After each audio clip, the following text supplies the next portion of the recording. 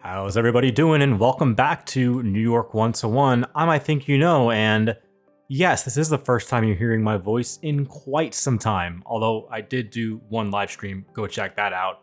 And we'll be doing more of those, but it has been many months since I have done a video, and for mostly very good reasons. For the first off, I moved, and that was a multi-month process, but I am happily now settled back in New York City, and for the first time in the wonderful borough of Queens, which is where we will be doing some more work in the future. But I got a really nice note on a comment, and it kind of spurred me to look at a new section of the city. I'll put that comment on the screen now. I did screenshot it. So for this person, thank you so much. I always like when people write down in the comments. I think this is the first time I've really called somebody out and taken their idea to heart, but felt like a good area to start on and show you a little bit of what I've done here, as well as explain what the heck has been going on.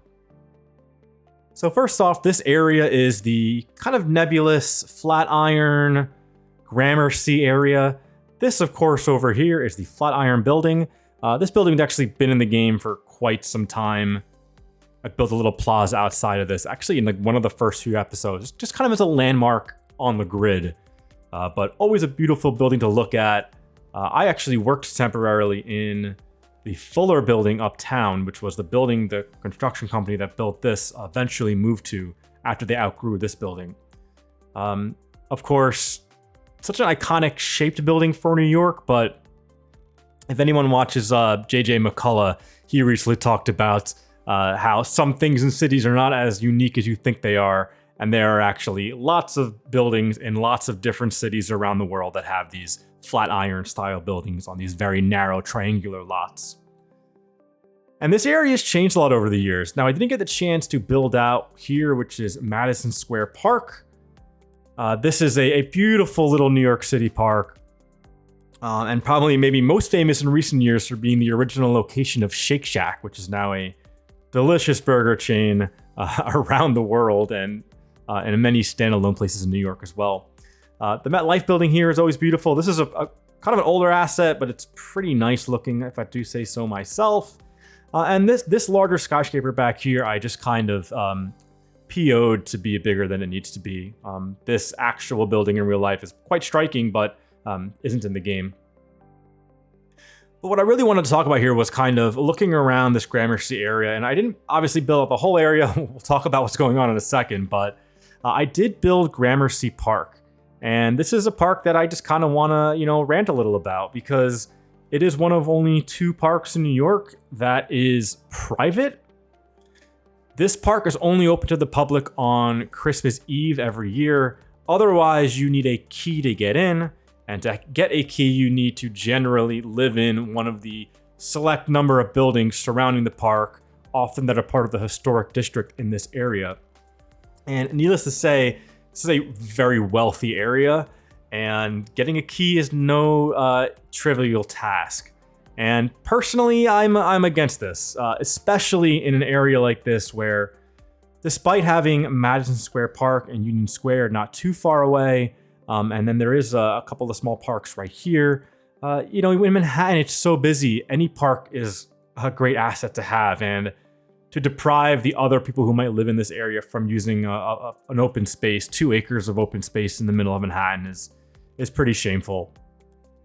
But let me know below, have you ever had the chance to go on Christmas Eve, or are somehow wealthy enough and spend your time on YouTube listening to people like me? Maybe you've been in this park before. I've never been, don't really care to go, not on my to-do list. But let's talk quickly about what has been going on here and why I haven't made a video in a while.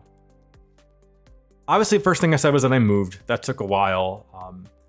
I think I made one video while I was home, but I didn't quite have my normal setup. I'm back to my normal 2-monitor setup now, and that's a really good thing. But what else has happened is that the game had really gone too big. So a couple things that I've done here is that I've actually removed the realistic population mod, which we have been using for a while. So instead of being at, let's see, we were at like 270K, I think, population. We're back down into the 160s now after I reverted and removed that mod, and it's definitely running a lot more smoothly. The frame rate has been pretty good. And this is actually the first time that I've had OBS running recording without dropping my frame rate.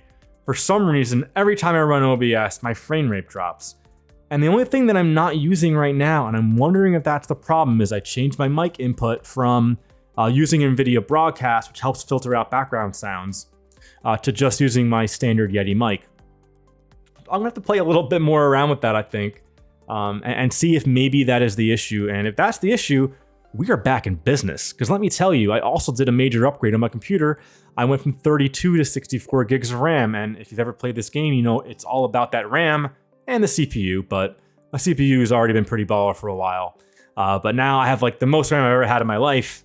And this should be enough. Actually, the game itself is pulling down 32 gigs right now.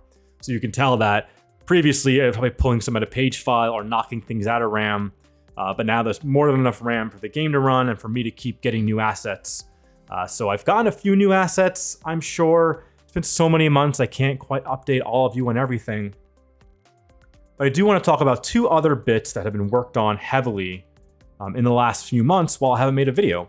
And the first is the transit system, because when am I not playing around with the subways in the game? I did talk a little bit about this during the most recent live stream, but I went ahead and demolished and rebuilt a significant amount of the subways in Manhattan, more properly using the Metro Overhaul mod to bend and shape and curve the stations and place the platforms in the correct order, not the correct number of platforms per line, per station.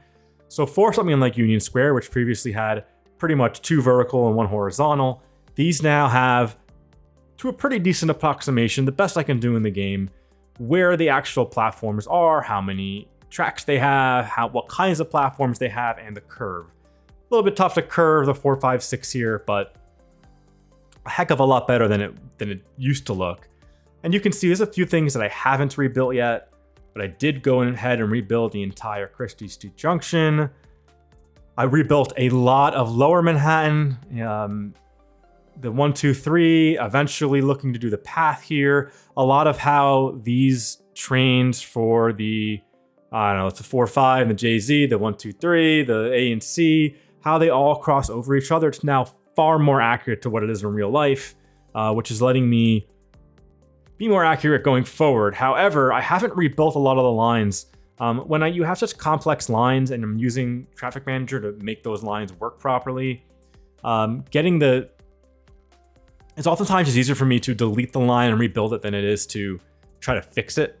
So I left a lot of them deleted for right now until I build some more, because that segues me perfectly into what I want to do next. Let's go back into the overview here. And let me pull up my overlay. So I've updated the overlay to be my one for Northern Brooklyn and Western Queens. And since a lot of the subways actually extend this way, and for the purpose of this build will permanently end out this way, I wanted to start building in some of this infrastructure. Plus, like I said, I recently moved to Queens, and I want to build a little bit of the borough that I now call home.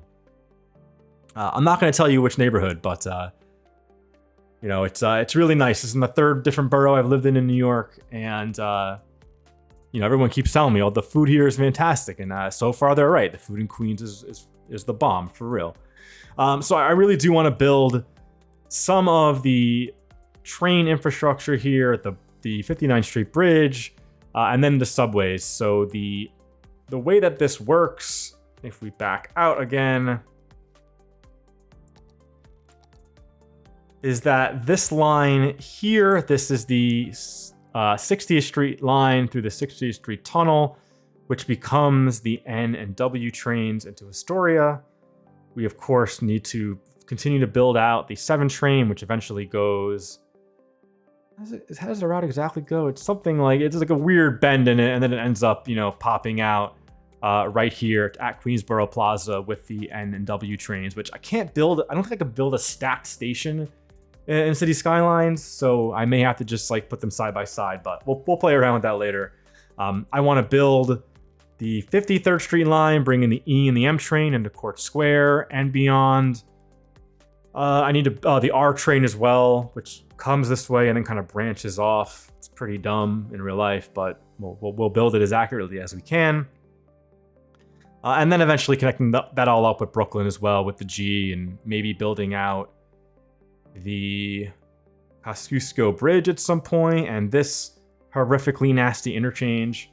I haven't really decided yet exactly how extensive and how far into Queens I'm going to go, but I think finishing off this kind of general area will be pretty much the rest of the roads for the series. I mean, obviously we'll fill in some places, but you know, a lot of the major road building has been complete, unless I decide to do a little bit of Jersey in the future. But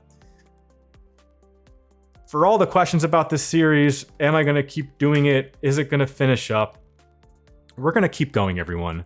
I might not be as frequent. There's a hell of a lot going on, but if the problems with OBS are fixed now, my frame rates are fixed, which, I mean, it looks really good right now. Having no problems. Running at 15 to 20 FPS at this kind of view, which is, for the amount of stuff I have here, is fantastic. I really want to keep going. I want to keep going until it breaks. That was always the plan, so I'm recording this on New Year's Eve, and you'll probably see this video very early on in the new year. So Happy New Year to everyone, to the second full year of this series going on. Thank you all, as always. Hit a like, subscribe if you haven't already, and we'll talk to you soon. Bye.